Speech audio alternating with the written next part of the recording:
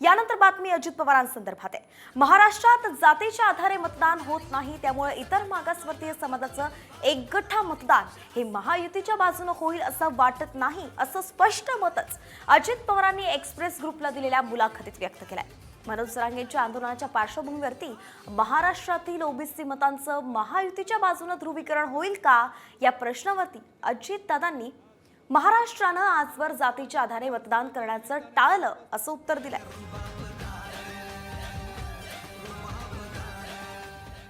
राज्यात जातीच्या आधारे मतदान होत नाही। ओबीसीची एकगठ्ठा मतं हे महायुतीला मिळणं कठीणच आहे। ओबीसी नेत्यांमुळे बंजारी समाज एकगठ्ठा भाजपच्या मागे उभा राहिला। आता तेवढ्या प्रमाणात घडेल असंही वाटत नाही। तर ओबीसी नेत्यांमुळे बंजारी समाज हा एकगठ्ठा भाजपच्या मागे उभा राहिला हे एक महत्त्वाचं विधान अजित पवारांनी केलं।